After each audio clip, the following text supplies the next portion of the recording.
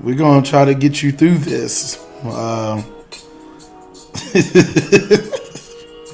My man Dijon looks like he was having one of them lucid dreams by Juice WRLD. No, seriously, I'm having this dream where Alex was gonna fight somebody. There was somebody that we're friends with. I don't remember who it was. But they knew, they called me too and was like, yeah, we about to fight. And then Alex said, it's at 10 o'clock. Nigga, be there. So was you gonna, like, did you have to fly all the way to Austin, or is it like one of those dreams that was happening in the past and it was gonna happen in like Westerville? I don't know where we were. I don't know what universe we were in. Wherever we lived, I lived somewhere. It wasn't this universe because we didn't, wherever we lived, him, me, you, these other people in the dream, our friends, we were in a place that we were all relatively close to each other. It wasn't like Texas to Florida or Ohio to Vegas or something. Right. But it wasn't any recognizable place to me. I lived wherever I was living.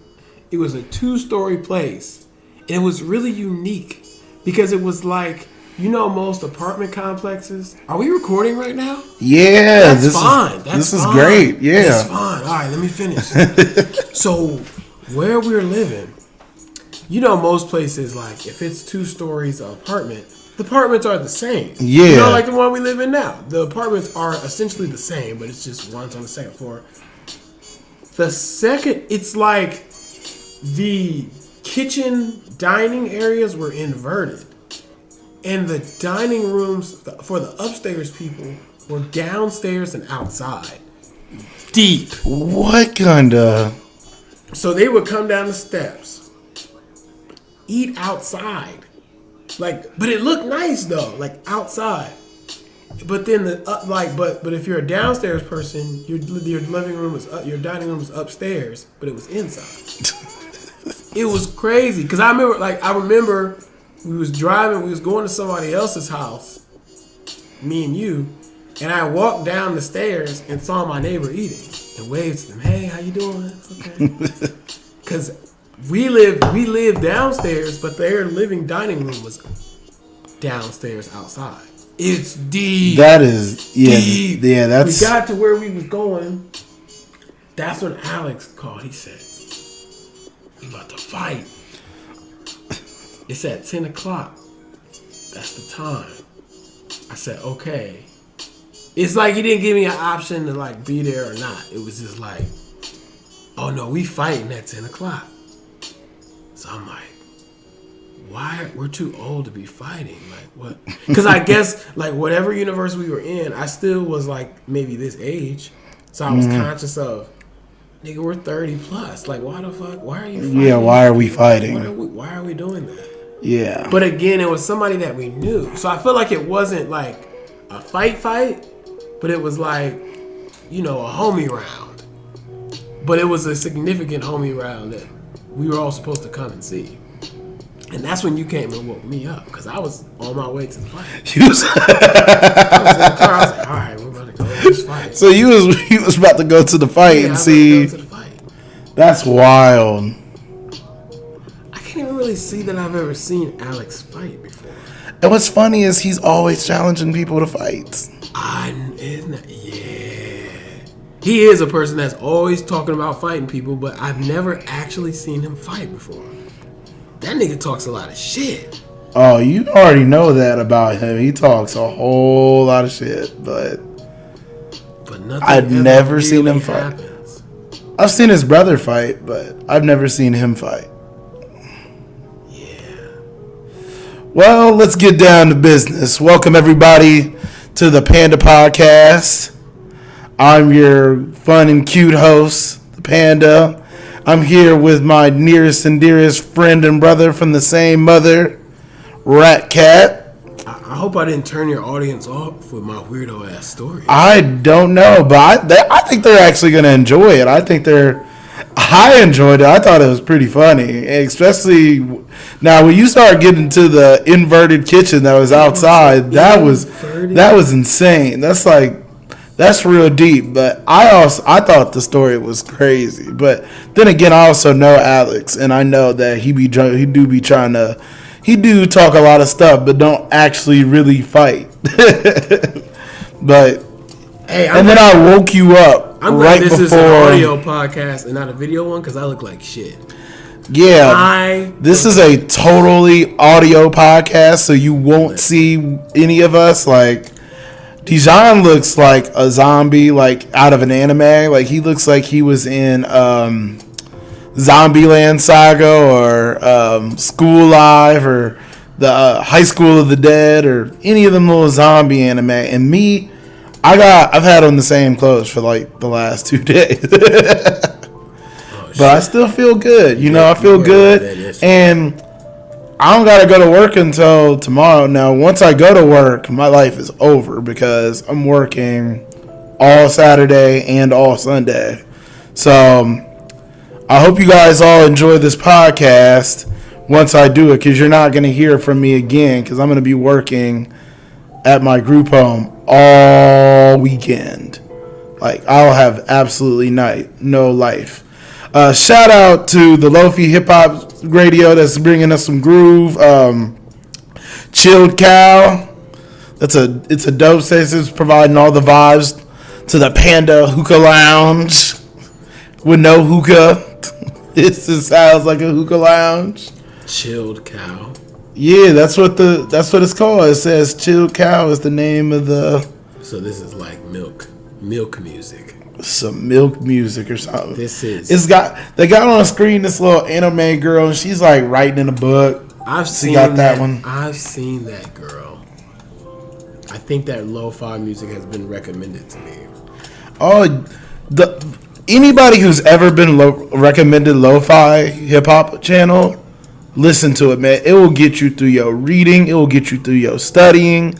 You will be able to write a blog. You'll be able to take on the world when you listen to it. It's so chill and easy going. Say, like, anybody who was recommended lo-fi hip hop was a real nigga. That's what I. Oh, and you're a real nigga. You're a real nigga of business. Like, that's this is some shit that will help you take care of your business. I know I listen to lo-fi hip hop when I'm writing blogs or I'm working on the pick'em sometimes, and I don't want to like change my music or something like that. Like, a lot of times I listen to either video game music or lo-fi hip hop when I'm working on like blogs or the pick'em or something like that, because it just helps me focus and just helps me get through it. And it's dope, man. It sounds like it's got the nice little hip hop chill grooves to it. It's easy going. So shout out to Chilled Cow and the lo-fi hip hop. Shout out to anybody who listens to us.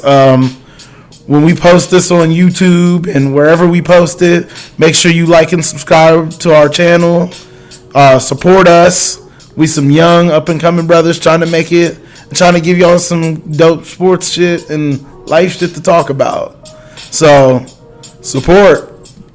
When I'm chilling, I listen to Neptune's instrumentals. You know that I'm a big time Pharrell fan. Oh, whole Neptune sound. I think everybody knows we are. You know, I even told my girl, like, celebrities are just people to me. Artists, musicians, movie people. I don't give a fuck. You know what I mean? I see you. I'm like, hey, there's so and so. How you doing? But if I met Pharrell, I would get a little out of pocket. I would be like a little bit like starstruck teenage girl. Me too. No homo, but I would just like. I agree. I don't really get that big on celebrities, but Pharrell would probably be the one celebrity that I'm like, dang. Yeah, I would get a little. That's a dude that I've really looked up to. So, Pharrell, if you ever check out our podcast, we would love to meet you. I seriously doubt you'll ever listen to the Panda Podcast, and if you do, we'll be like 100 episodes in, and you probably wouldn't have heard this one. But if you do ever listen to the Panda Podcast, like, you're just on YouTube and you're just typing pandas, and somehow we come up, He might do that. He's the type of nigga that might. He is the type of dude that might do that. That guy. The It Girl video is a greatness. Are we the Joe Budden podcast or are we the Panda Podcast? We are. How long are we into this podcast? Oh shit! Did you have like topics and shit? I mean, I guess we have topics. I mean, we're 10 minutes in and we haven't really talked about any sports. Not that I care. And I'm also going to let you guys know to shout out to my mom and my dad if they ever listen to this podcast. Please understand that we're going to use some language that you didn't teach us to do. But we're old and we're angry and that's just part of our vocabulary. Man, it's art. You know, you go see a movie, a rated R joint, and they're going to say shit and fuck. You know what I mean? Right. So I just feel like we want to create an art that's... So mom and dad, please don't be disappointed in us and don't think you taught us this or you didn't teach us this. We're just doing this. This is how we talk. We're adults. We're making adult content for adults. I mean, I want our little nephews and everybody to be proud of us, but this is for adults, and I think we need to have programming for adults. Everything don't got to be for kids. I mean, they got Kids Sports Illustrated and all that stuff. We talk a little reckless on this program, so I just want that to be known to any moms, dads, to any friends of the family that are like, oh, our Dijon and Troy are cussing. Yeah, we do that. Yeah, I don't want to be on here like, oh, G Willikers. Yeah, we're not. Oh, fiddlesticks. I don't want my podcast to be corny. And not to say that you have to cuss to not be corny, but come on, man. We're very passionate people, and we say how we feel, and we do what we do. So, this is some words you didn't teach us are going to come out. I'm just saying. But while you were asleep, I was watching this hockey game, man. And let me tell you something. I am going to love hockey. Yo, these cats is fighting in the stands. When did this happen? Yo, what you said sounded like an intro to a segment. Like, while you were sleeping. You ever watch something and it'll say, like, you know, have the little... Like The Jump with Rachel Thickles. Yeah. And they might say, while you were sleeping. And then they'll show highlights of some basketball game that you thought was over. Yeah. Blowing the fuck out. Like the Clippers, you know, while you were sleeping, the Clippers came back and beat the Warriors. While I was sleeping, apparently these hockey niggas was... I'm saying, I was like, so they was fighting. I'm trying to figure out when did that happen. Palace was some real shit. This hockey, that's a Thursday night. I'm trying to understand, like, so they just be fighting in the stands, like the fans. Bro, they're throwing good Burger King burgers out on the ice. My homie ate that mug too. That's man. Let me tell y'all something. Let me get into my bag. We gotta get some white people on the show so I can feel comfortable. Let me get into my bag to say what I really want to say. Hockey is the most underappreciated sport on the planet, man. This sport is great. I just wish it had some more black people in it. Yeah. That's like my major hang up with hockey.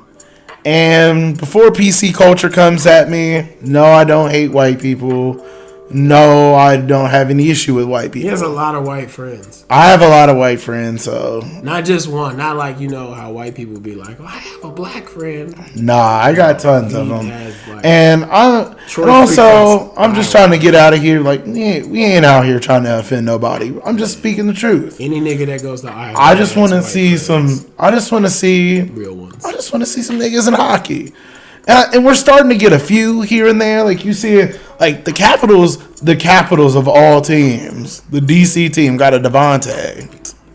Oh. He's a defender, and he was part of the Stanley Cup playoff team this last year. I don't remember his last name. I think it's like something hyphenated, which is also us. Devontae, like Jodeci Devontae? I guess that's how you want to look at it. But yeah, they got a Devontae on their team, and you know about PK Subban and Jerome again. Well, Jerome is washed if he's even still playing. But you know, there's been a sprinkle. There's like a little sprinkle of blood. Oh, and my brother Seth Jones for the Blue Jackets. Shout out to my Columbus Blue Jackets. We swept the Tampa Bay Lightning. Eventually we gonna get a soundboard on here so I can get applause and other stuff, and we can get a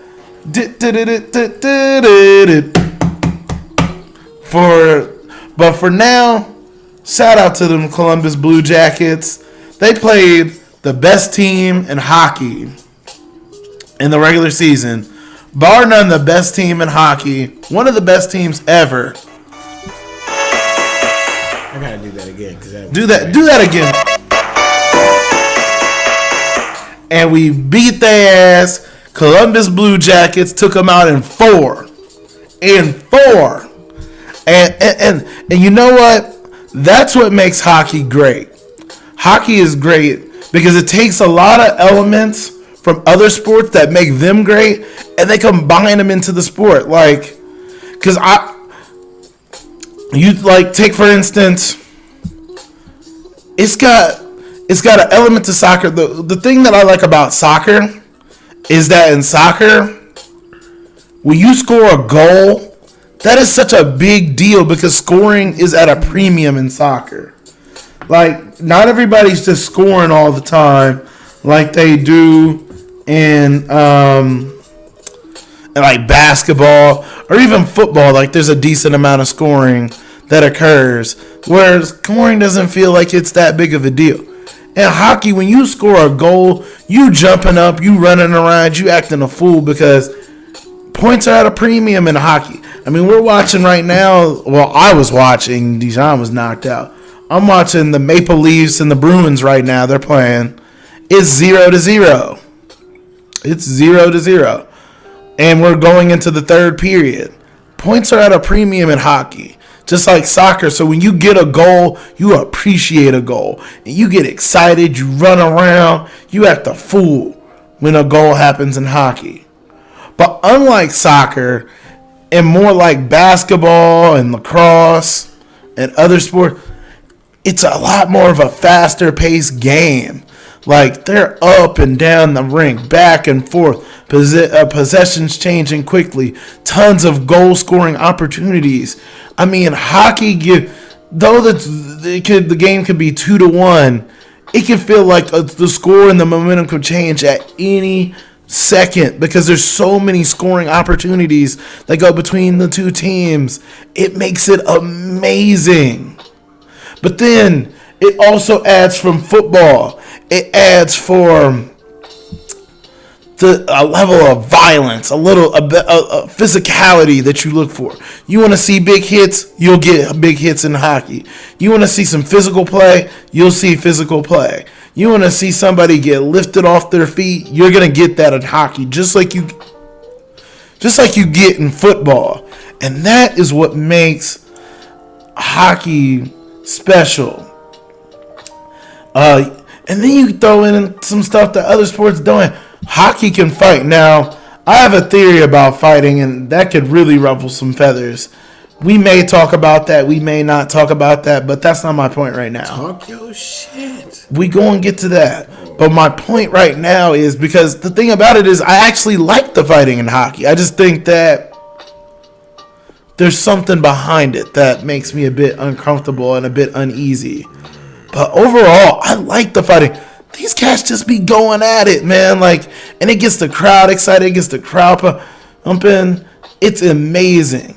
And then even from college basketball, it takes something. You're probably like, what does this take from college basketball? The NHL play. The thing that people love about college basketball and March Madness is the upsets and that anything can happen. Whereas in the NBA, the good teams usually advance on because you got to win a best 4 out of 7, which you do in the NHL playoffs. But in the NHL playoffs, anything can still happen because we're talking about my Columbus Blue Jackets. It took us the second to last game of the season to clinch a playoff berth. So we played 81 of 82 games and didn't know we were in the playoffs until game 81. And then we get in the playoffs. We play a team that had one of the best regular seasons ever. and the Tampa Bay Lightning, and we sweep them in 4. So it's not even like the Virginia UMBC upset in college basketball, because that was like that seemed flukish. And it only happened one time. If Virginia played UMBC 5 or 4 more times, chances are Virginia beats UMBC 4 times. No, the Blue Jackets played a best 4 of 7 and beat the Lightning 4 times, while the Lightning never beat them. That is incredible. And that feels like that's an earned upset. It's still an upset, but it feels earned. It feels accomplished. It doesn't feel fluke. It doesn't feel fugazi. That's a real upset. So hockey even gives you that. And that happens in the playoff. I think the LA Kings were like the last wild card team to get in one year, and they beat every good team along the way to winning a Stanley Cup playoffs. That's what hockey gives you. Hockey gives you a little bit of everything. It gives you physicality, back and forth, continuous action, meaningful goals. Anything can happen. Momentum shifts.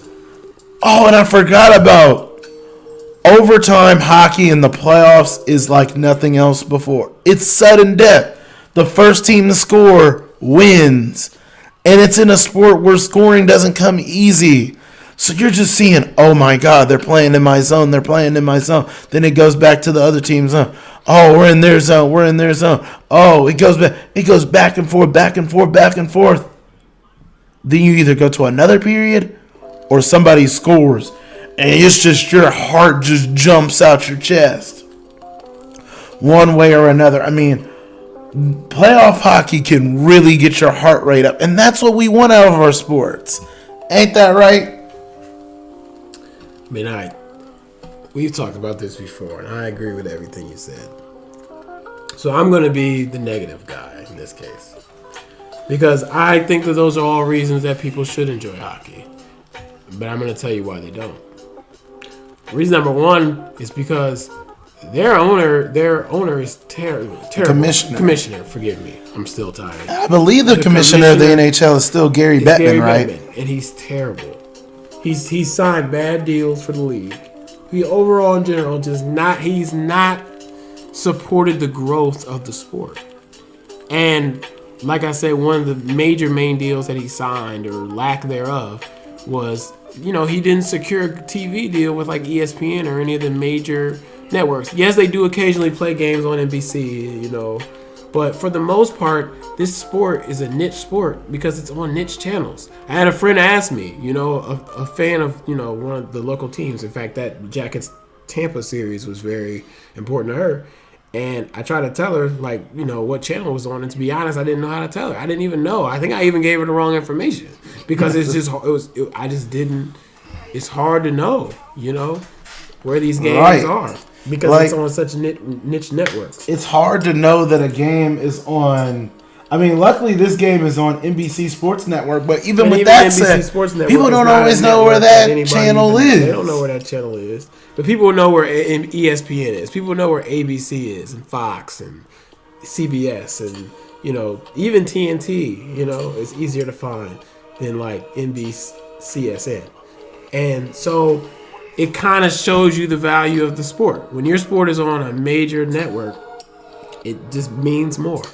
Exactly. Like the SEC says. And you can't have your sports on CNBC and USA. People are not looking. The only time people really go to USA is to look for WWE.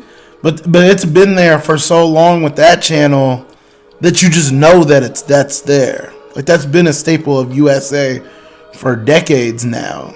Even going back to the WWF days.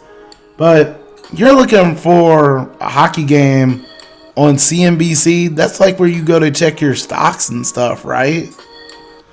I wouldn't even know. I don't watch CNBC beyond when I'm finding a hockey game.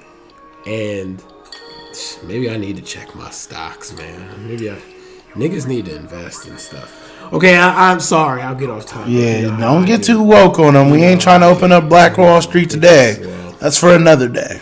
Just so the whites can burn it down. Oh, sorry, I'm just kidding. I just listen to the white homie listeners. I'm here for the jokes. Whoa. I'm not upset with y'all. I'm not. Believe me, I have white In the friends words too. of the great Joe Budden, know your ledge. I'm off the ledge. I'm off the hook. So, but that's a great segue to the other issue with hockey. And that is, hip hop is taking over the world. Hip hop music Undeniably is everything right now. And right now, hockey lacks a hip hop edge. Whereas the NBA is like very hip hop. It is like the hip hop sport. And like soccer is a world sport. So it has hip hop elements at times. It has a little, of everything. And football at times can be hip hop, but it's mainly receivers and, guys on the outside of the ball. Hockey just doesn't have that. It just doesn't have that element. And,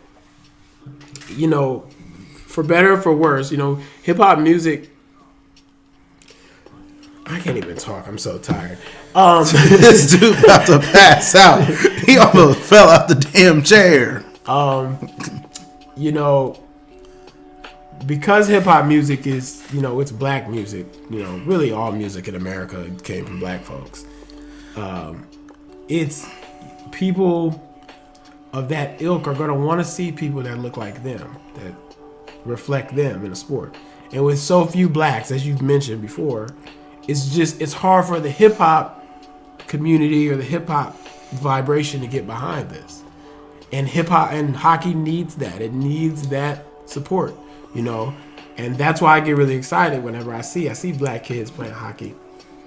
Because I'm like, okay, this is an opportunity for, the culture to get involved in something else. It was like the big groundswell that came when Tiger Woods was in was in golf, and I didn't even know black folks to watch golf until Tiger was doing his thing, and the same will happen for hockey, but it needs to be a larger groundswell of black players being involved in hockey, which leads to my last reason why hockey is going to have problems is, for the most part, the sports that are dominated by people of color are the sports that are accessible to people of color. And basketball and soccer are overwhelmingly accessible to people of color because the equipment is small. It's minimal. The soccer, all you need is a ball. You can kick it around. You can say, hey, if it hits this wall, it's goal. That simple. Like, that's all you got to do. And basketball, all you need is a ball and some sort of basket. It can be a clothes hamper. It could be a bucket. It could be, and the thing about basketball, tied to a tree. It's very simple. And even with basketball, basketball is accessible because you just see hoops in any kind of neighborhood. Like whether it's a really nice upscale neighborhood or even the hood, everywhere's got basketball hoops because we've set an importance on basketball, especially in the urban black communities. It's part of the culture here in America, Definitely. But hockey is a sport that requires significantly more equipment. I mean, especially ice hockey. Ice hockey, they're wearing helmets, they're wearing pads, they're wearing skates, ice blades. They're wearing they need an area with ice on which to play on, a facility. They need sticks, they need pucks. That the goalkeepers need equipment. There's so much equipment and stuff that's necessary for the game of hockey that for a lot of people of color, it's just not going to be accessible to them. So it's a sport that's a little bit more difficult for them to get into. Living here in Tampa, and working in the school system, I saw that the school I worked at was involved in street hockey. So essentially, we had a street hockey. Right, I was going to say that would be an excellent way to get your urban communities into hockey. Absolutely, I think that would be a great entryway for, like you say, like a lot of urban kids. It's street hockey. You don't need as much equipment. You do need the sticks. You just need the sticks and the ball. And I actually did street hockey every summer when I was in Ohio.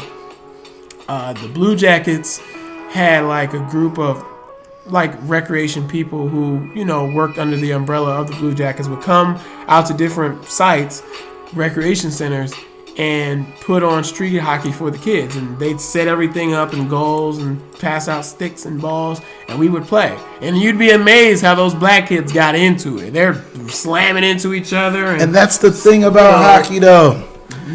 So, and one of the cool things too was that one of those affiliates that would come out and work with the kids and stuff. Again, these were young people, and it was one of the guys I remember in particular was a young black dude. This tall black dude, and his stick game was crazy. Pause. But yeah, major. He was just real nice. Like, he would, his stick, he was making all these moves and jukes, and niggas like jukes. So he starts doing all these little jukes and moves, and it's just like, wow, how do you do that? So it's the key to a young black kid's heart is jukes. Please understand that. Like, if you want a kid or anybody to get into your sport, show them some jukes or some fighting, because we on that world. These young cats on the world star. So, but yeah, go back, hockey get back and get back. And fighting, but we had the black teenage kid doing these moves at the rec center. It just it was cool for those black kids to see somebody that looked like them that was involved in this sport that they didn't really know anything about. Mm-hmm. And they had fun playing it, and that drew them to it. So I just think if I don't think that hockey much cares about trying to get that community involved in the sport. And I think that hockey, for better or for worse, is comfortable with being in this niche place that it's in. But I, like you, think that the sport deserves a little more recognition than it gets. Right. And so we personally want. Yeah, I'm not saying that hockey needs to come out and start marketing to black kids and start playing Knuck If You Buck when they start fighting, which that would be a great idea. They should consider that. Like, they should play some Lil Jon crunk music while them cats is fighting. Shit would be hella lit. And they could put that mug on World Star. But I just think that hockey is such an underappreciated sport.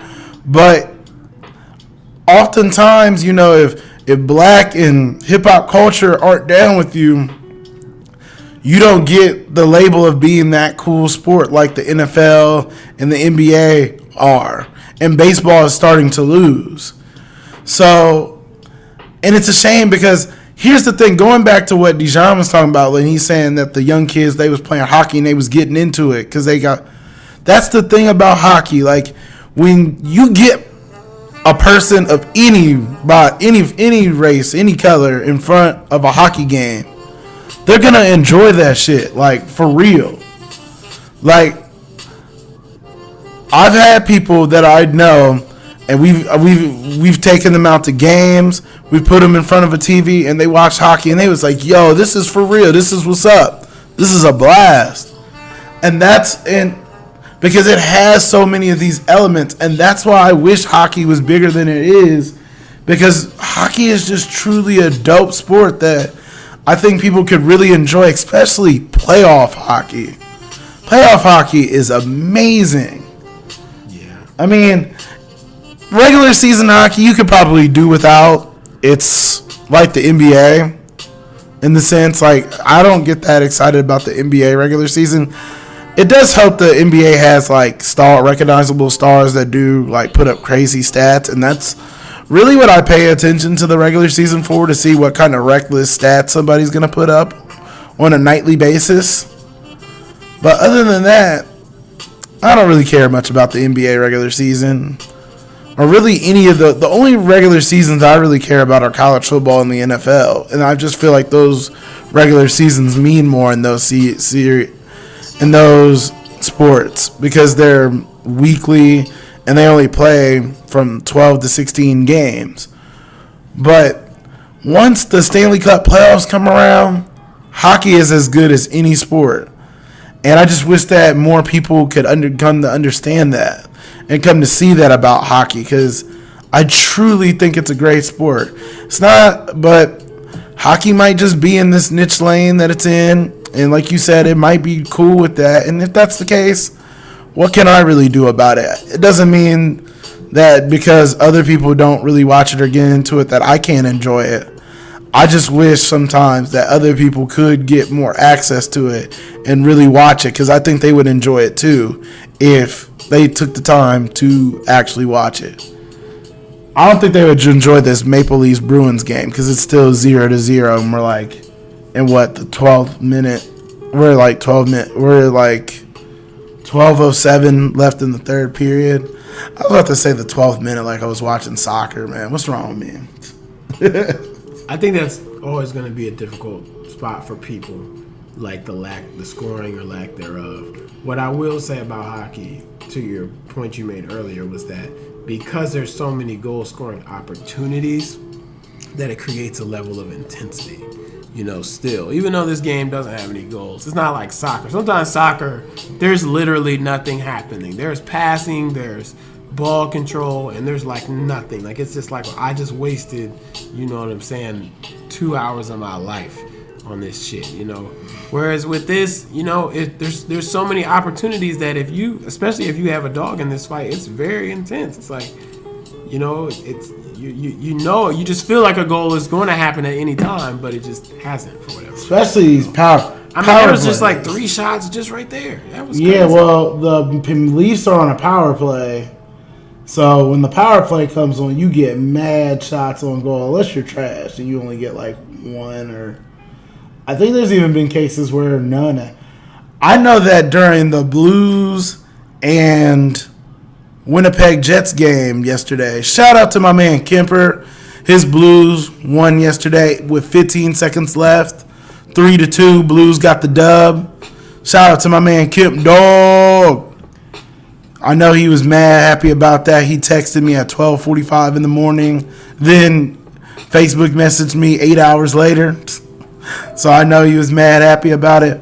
But in that game, I think a big momentum changer in that game was the Winnipeg Jets had a 4-minute penalty because I think the dude slashed and the dude's face got cut open. And in those situations, if you get a 4-minute penalty like that, even if you score, the person still has to stay in the box. Well, they only had one shot on goal during the whole 4 minutes. That's crazy. That's great defense. That is great defense, but that is tragic. Like, that's mad tragic. That should not happen.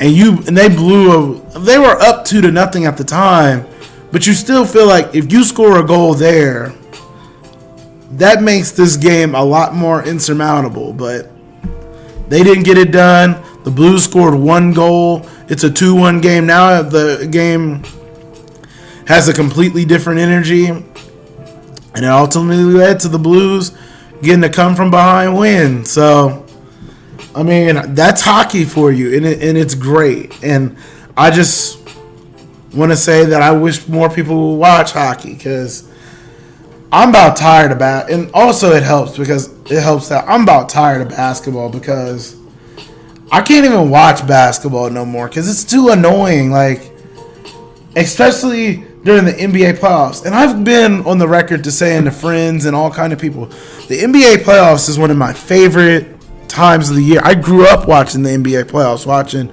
Jordan and Reggie Miller and Patrick Ewing and all those guys go at it, and the dramatic series that happened, ultimately leading in the Bulls winning a championship. Like, I grew up on that shit, so I absolutely love it.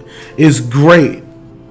I can't get enough of NBA basketball until it became this over analytical, over reactionary, over everything bullshit cesspool that it is today. Oh, the Leafs scored. Oh, that's young Austin Matthews. See, Dijon, do you even know who Austin Matthews is? I have no idea. He was a top pick that went to the Maple Leafs. Like, he's like a... Have you ever heard of Connor McDavid? Yes. Yeah, he's like Connor McDavid. Like, he's in that realm. Like, he was a high draft pick dude that's supposed to, like, help further revolutionize hockey in the way, like, Sidney Crosby and Alex Ovechkin did. Like, this is the new wave. Like him, like Austin Matthews, Connor McDavid. I think there's a few other people out there that are like that too. But those are the two that I definitely remember. But Austin Matthews is nice. So the hockey isn't going to help you remember him, but just try to remember his name. Austin Matthews. He's dope. But the NBA is just it's a mess. Every game is an overreaction. Every game decides somebody's legacy. Every game, it's like the sky is falling for one team, and then the next team, oh, they're this, and they're going to change this person's legacy. We don't give the young players any time to develop and learn and take some lumps on their way to potentially becoming a champion. And we have such selective memory of how things used to be and how things have been that it just makes basketball, sorry, not hockey. It makes basketball just a mess to watch during the playoffs. I mean, I know you know, as being a Thunder fan, the moment the clock hits 0 and the Thunder lose a game, it's, oh, Russell Westbrook, he cost them the game. Why can't he play better? He's so inefficient. He's so inexcusable. He's this, he's that. And it's like, but the Thunder lost as a team. And stats and just watching the game would show that. But it's like we just want to come after. We just want to tear down our stars so badly. When the star power in the NBA is probably better than it ever has been before. But yet all we ever do is continuously tear down, overanalyze, break down all these players. That's like, man, what would be the legacy of some of these players like Charles Barkley and Karl Malone and Reggie Miller and a lot of these players, these great players, Patrick Ewing, that didn't win a championship because of Jordan? If they played in today's era, how would we remember them? Would they be these beloved figures that we think they are now? Or would we be like, oh, this dude, he didn't get it done in the clutch? Or, oh, this dude doesn't have the clutch gene. Oh, all of this stuff is just madness, man. I can't fucking take it. It makes it so annoying to every time you get on. I'm getting on my friend's status. The Jazz lose by 30. And they talking about, why ain't Donovan Mitchell getting the heat that Ben Simmons did? Well, first of all, why is Ben Simmons getting heat? He lost one game, and then ever since that one game, he's been balling. And we wanted to throw Ben Simmons in the trash. It's ridiculous. Donovan Mitchell, yeah, he's not playing great. He ain't playing like he did against the Oklahoma City Thunder last year. We get that. But the Jazz are losing by like 25 and 30. It's going to take a lot more than Donovan Mitchell playing trash for your team to lose by 30. We're in a time now with our media that we weren't in the Jordan 90s era, where because of these shows, these Undisputed, these First Takes, these, First Things First, shows like that, we have to react to everything, and these sports that are series sports, like hockey, like the NBA, it's unfair and unreasonable to react to everything that happens on every given day in every given game, because that's the point. It's a series, like if we make these projections, we'll say, well, this team's going to win in 6, or this team's going to win in 5, or this series is going to go 7. But then when the favorite in the series loses a game, then the media reaction is, oh, this is terrible. Oh, whoa, like the sky is falling. And it's like, well, if you predicted the team to win in 5 or 6 or 7, then that means they had to lose a game. Why not it be the first would game? It be the first game? Because that It reminds might be the me. first two games. That reminds me, like, remember the Sixers lost to the Nets in the first game. And the next thing you know, we got Screaming A out there talking about, if the Sixers lose this series, Brett Brown is gone. And it's like, why are we acting like they're on the brink of elimination? They lost one game. When they lost one game. They were going to sweep them? And it's like, okay, now they've won 2 games. Is he still on the hot seat? He's not. No. The whole thing changed, but everything is so, and it's much like our media overall that we react to, there has to be a reaction to everything. We can't let anything just sit or marinate or let the facts come out or let it develop. Our regular media is like that. They jump on every little story and want to be the first to present it and the first to react to it and be the first. But it's not really, to me, it's not healthy to do that. I've been in debates with friends and stuff, and sometimes I feel like I'm the wet blanket guy. You know what I mean? Because I'm not the one that wants to just jump on everything and react and respond. I'm like, let's let this play out. Let's let this marinate. We'll see.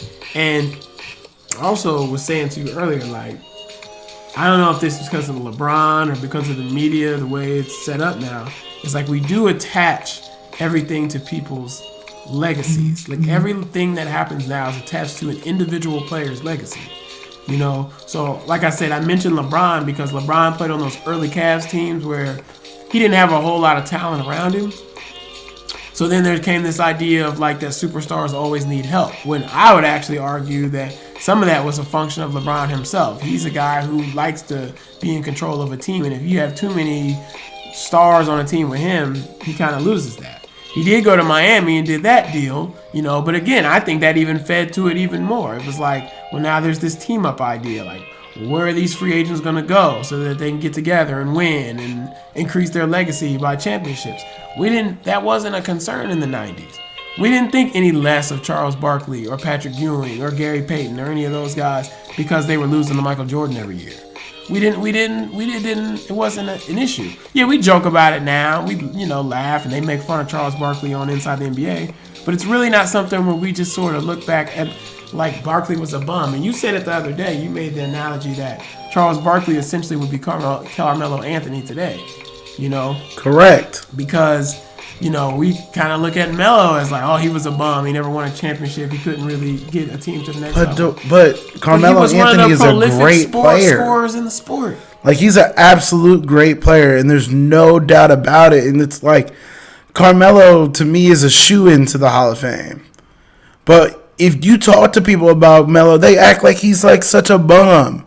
And me, sometimes I get caught up in that too. Melo, he ain't nobody. Melo is somebody.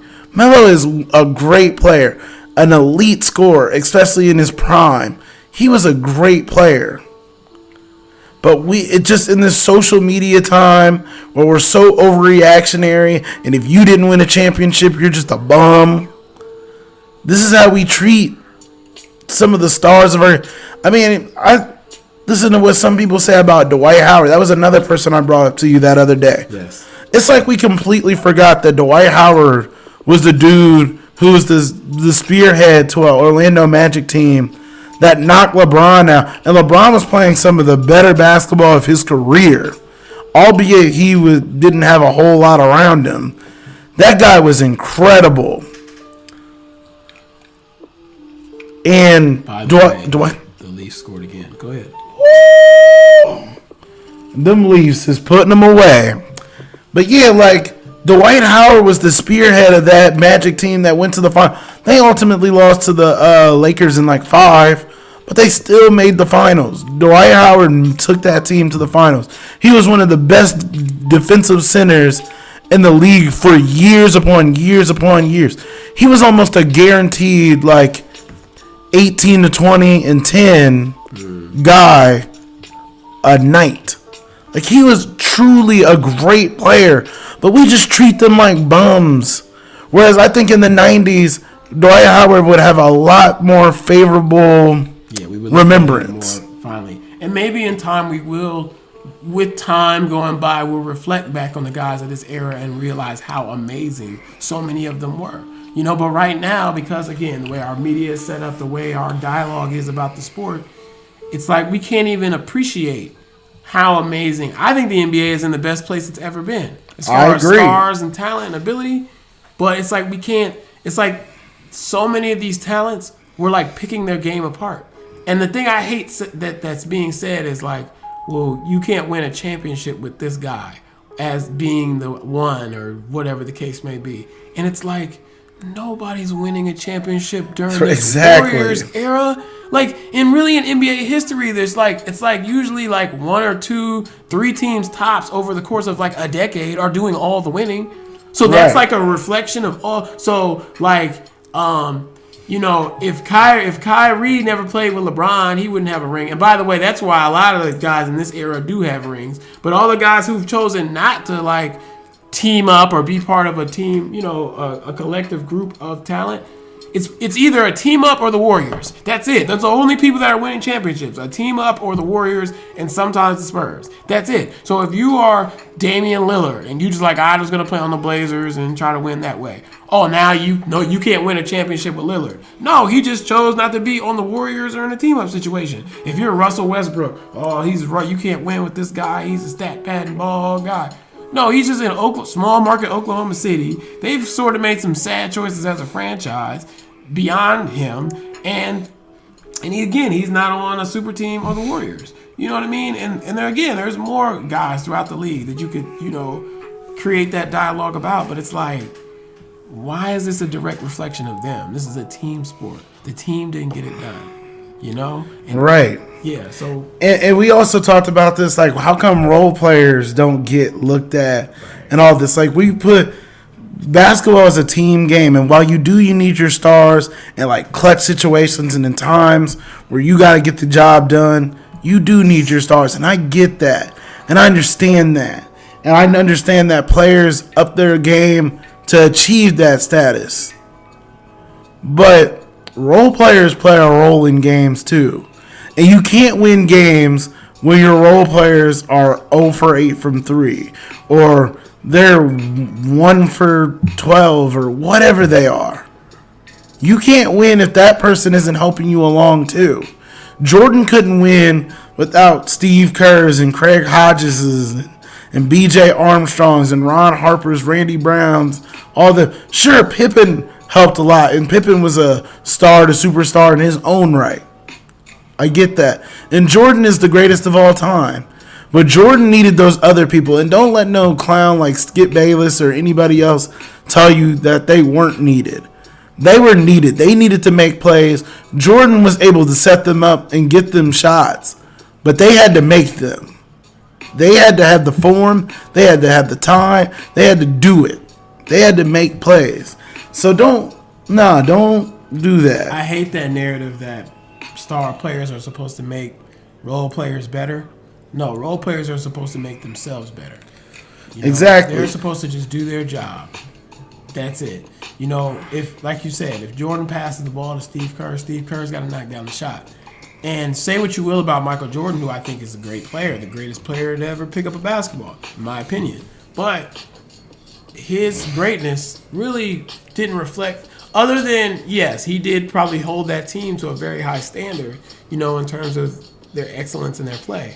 But Steve Kerr was knocking down shots for the Bulls, the Spurs. He was a champion everywhere he went. As a coach, he's a champion. I think that's a reflection of him. That's not Michael Jordan. That's him. So if you want to say that Steve Kerr was a great role player, he sure as heck was. I gave the analogy earlier to Troy, like a kicker in football. A kicker in football, your job is just to make kicks. And some kickers make more kicks than others. And some kickers are really great at making kicks. And some of them, they miss kicks and they get cut. But I don't think that it's Tom Brady's greatness reflected upon Adam Vinatieri's ability to make kicks. Adam Vinatieri just made kicks because he's a good kicker. He's played for different teams and made kicks. He played with the Colts, made kicks. It wasn't Peyton Manning. Now all of a sudden, now it's Peyton Manning's greatness made him make kicks. No, he just made kicks because he's a great kicker. That's what he does.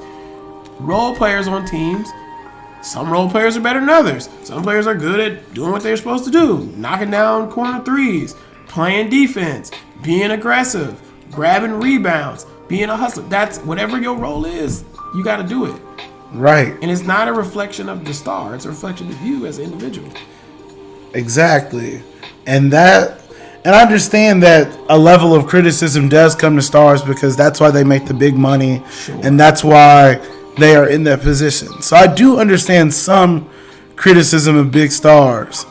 But it's like when you put entire losses, especially like blowout losses, on one player, it's like, you sound ridiculous. There's no way that one player led to a team getting beat by 30. There's just no way. That is a collective team failure. And then if we are going to just talk about a team having a collective team failure or this person, let's not write them off until the series is over. Why can't we just talk about what happened? Why can't we just discuss what happened in that game, what needs to change from one game to the next for certain teams? I know these analysts can do it. They're basketball junkies. Why can't we just talk about what happened in that game? Why does everything have to be so sensationalized and things? And then I kind of asked this question to Dijon earlier, and I guess I'll pose it again. Like, is there any integrity in talking about sports anymore? Is everything supposed to be sensational and catchy and flashy and, oh, I gotta get you, which I understand that you gotta get people to read, but why does it have to be so ridiculous and far-fetched for us to get to that point? I just feel like our media as a whole has become that sensationalized journalism, and people are just people. I think you asked me this earlier. Do people just want to be entertained? And the answer is yes. People just want to be entertained. It's like the integrity, information, all that stuff can be on the back burner to being lit and being turned up and saying something provocative and having a reaction and an emotion. I just feel like that's just a pillar of our time is to be that way. And for some of us, it's sort of getting tiring. I'm just so tired of it because I just think that sports media could be so much better than this. And and because of all this sensationalism and money grabbing, we have a sports media where like the NBA is down 30 to 40% in ratings. Man, probably some of it has to do with me just choosing to watch hockey instead of the playoff games that are on right now. But a lot of it is because the NBA is cash cowing in the playoffs. LeBron James is not in the playoffs. And when LeBron James, whether we hate him or we love him, when he's not present, but he's the only thing we've ever talked about, and there's nothing else to talk about him, we lose interest because that's who we were trained to listen for. I mean, it's kind of amazing how big of an impact LeBron has had on the NBA and on just our sports culture as a whole. I mean, shows like First Things First, First Take, Undisputed, all those shows. If it wasn't for LeBron James and maybe the Dallas Cowboys, those shows wouldn't even exist. Like those shows are what these channels. I think that's for. hypothetical. Like I think that those were muses for. I feel like that kind of show was coming. I feel like I said earlier today, when they made Cold Pizza and then there was First and 10 where Skip was talking to people and about sports topics, and then he would sort of disagree with people or debate. I think that was coming. I just think that LeBron and the Cowboys were such important figures in that movement. They became the face of that movement. But do you know when Cold Pizza existed and First and 10, which eventually became First Take, do you know like when the boom for that show came, or like I think when it really started to become what it is today and led to what it's become now? It was when Cleveland lost the finals to the Spurs the first time. And LeBron had like Z and Eric Snow and Danielle Marshall, and they were pretty much, it was a LeBron solo band type of deal. Sure. I think that was the start, because that's when. Wow. Bruins with a Bruins got a goal. So that. Sorry, go back to your point. No, it's cool. It's cool. It's cool. When that series happened, and like LeBron, he started talking about how LeBron didn't show up and LeBron needed to do more, and that's when I feel like, because what he was saying, his criticism for LeBron just drew so much ire from people that I think that was the birth of those kind of things. And then I think some of those things were kind of happening on radio beforehand, because I think like radio is often that. Like that's what happens on radio. But I think when that became on a TV thing, it just blew up. So then after a while, First and 10 started taking over cold pizza. And it basically just made the rest of cold pizza completely irrelevant. So then First 10 became First and 10. And it just became like a whole like 30 to an hour show. Right. Then it became First Take because it just grew in popularity. And they wanted to just put the battle between Skip and Stephen A. That pairing just created a monster. And Kid Hoover went to Access Hollywood. Yeah. Shout out to Kid Hoover. That's a blast from the past. Y'all don't remember the little short hair. No, I remember Kid Hoover. Oh, okay. Definitely remember that. But Troy was fantasizing. Shut up. Anyway, who texted me? I ain't got no. I ain't got no. That was an email. You don't have any friends. That was an email. Yeah, I ain't got no late night. What ups? Anyway, what ups? What ups?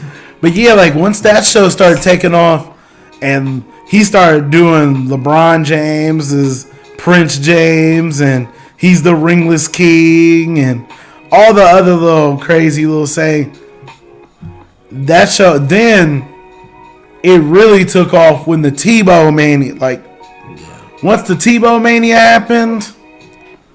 And so, while you can record LeBron James for revolutionizing, you can also, whether you want to or not, you can really credit Skip Bayless for completely changing the game and how we take in our sports media, especially in these morning shows, these morning debate shows, because him speaking all this hyperbole led to these kind of shows and led to these kind of debate shows and things like that.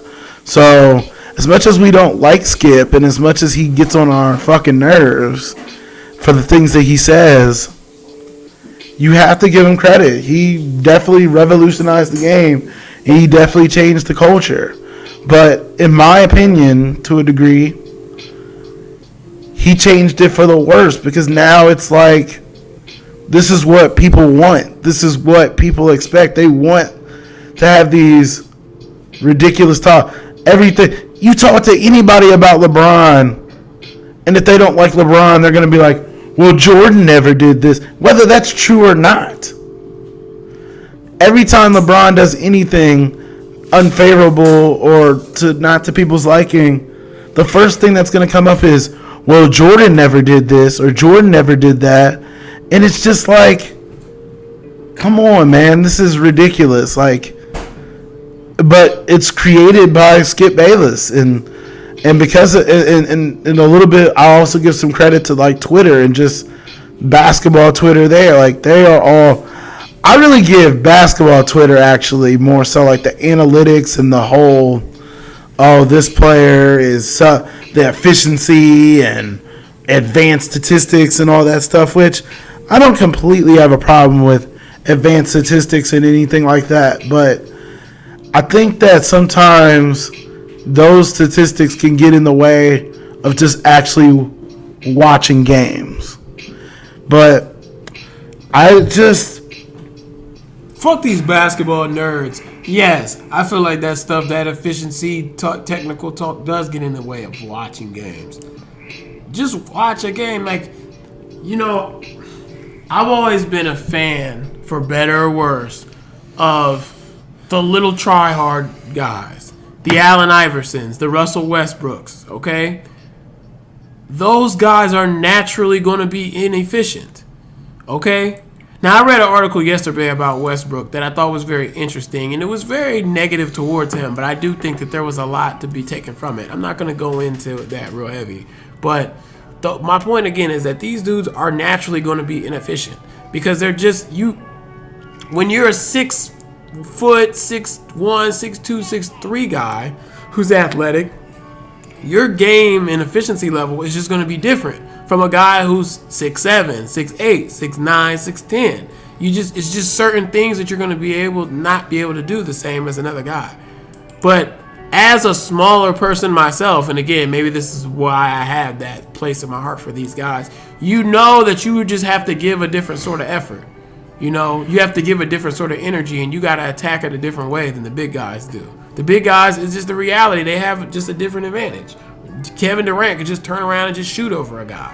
Whereas somebody like Isaiah Thomas, he has to work really hard to get free to get that shot off.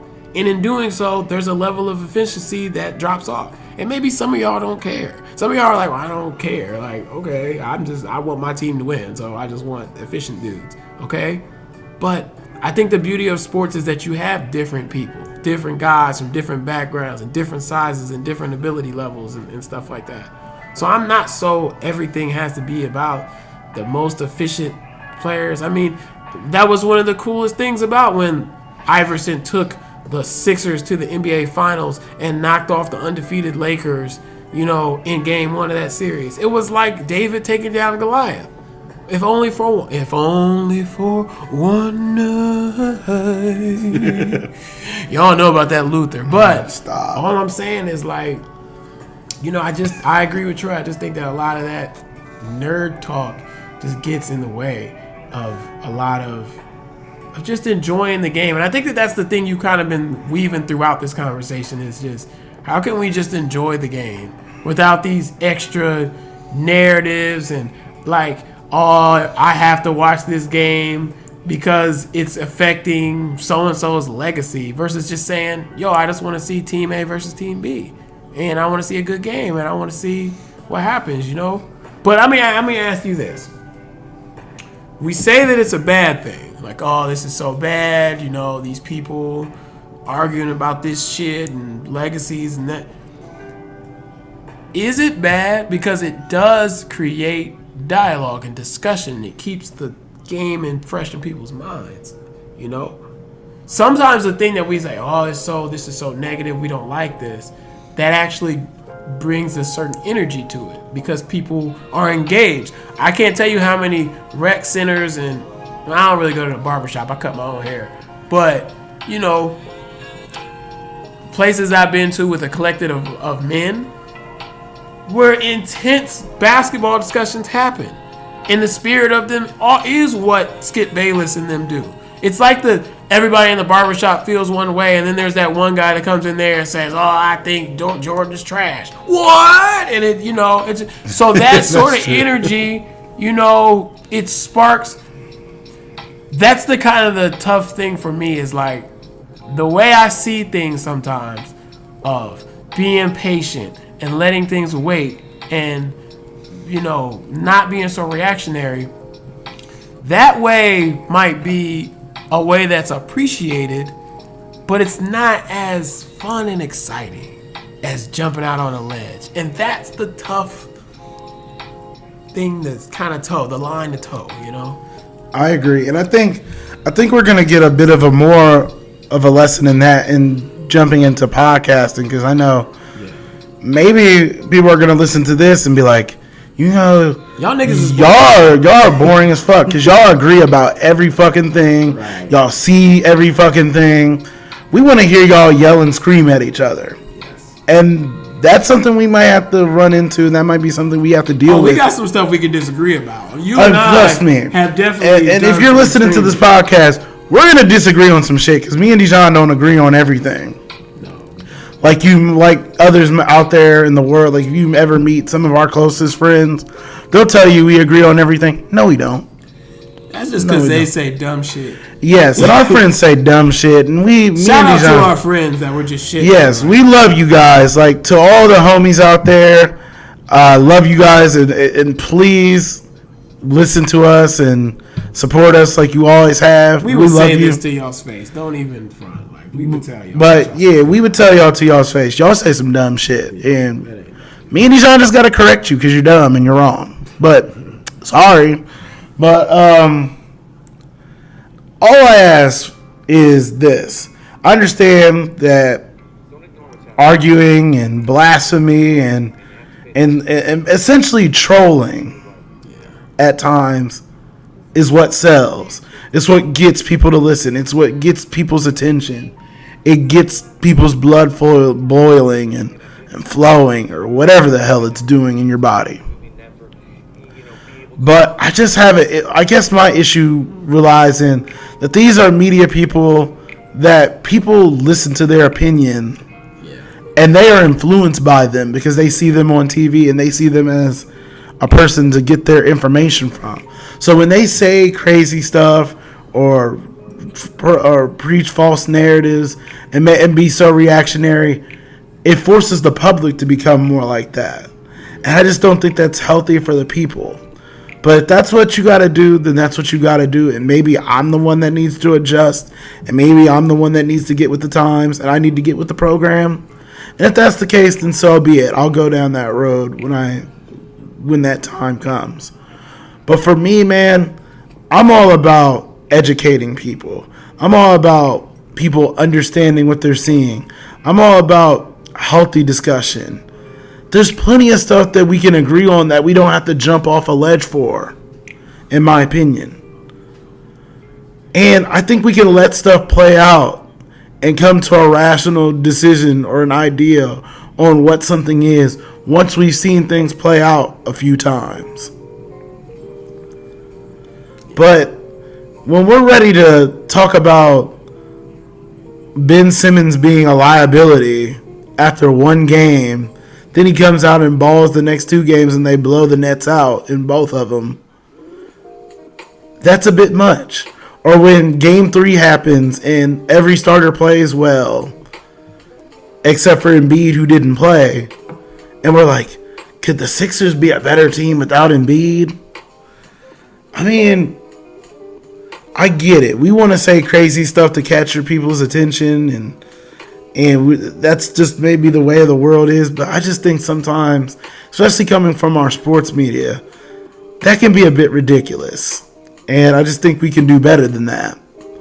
And I'm sorry if I feel a bit preachy or anything like that, but that's just what I'm feeling. That's what I'm on. Like, I just want intelligent basketball talk with a level of integrity. That's all I'm asking for. I'm saying you can scream like Stephen A. and you can act a fool. I'm with that. I haven't acted a fool in this episode yet, but I'm with that. If you're trying to act a fool, we can get out of pocket. You trying to get out of pocket? Not today. Nah, I'm chill. I'm chilling today. But anything else you want to talk about in sports or anything like that?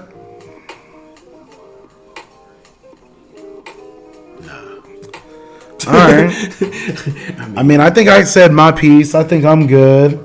I think I just seen the Maple Leafs beat the Bruins 2-1.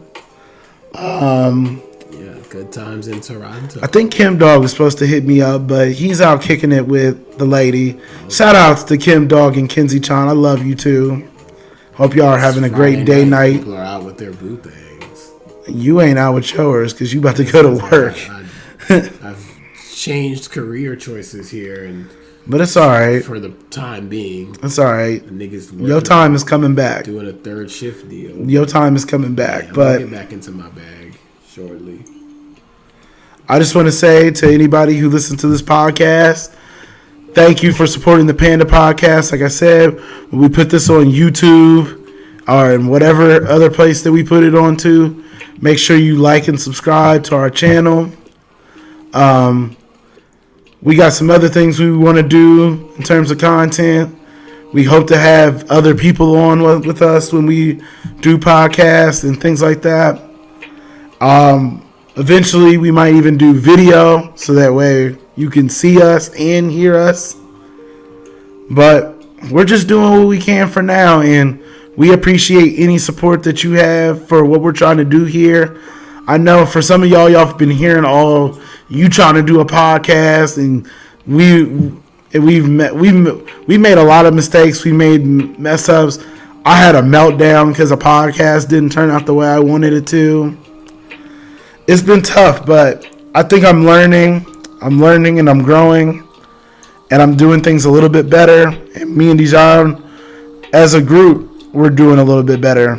I just used Dijon's first name. He's supposed to be Rat Cat, but whatever. Some of y'all already know who he is anyway. But again, like I said, I appreciate you guys supporting us. If you ever have any topics or anything you want me and Rat Cat to discuss, y'all know where to find me on Facebook, Instagram. I'm on all your social medias, Twitter, all that. If you got my number, you can text me some stuff.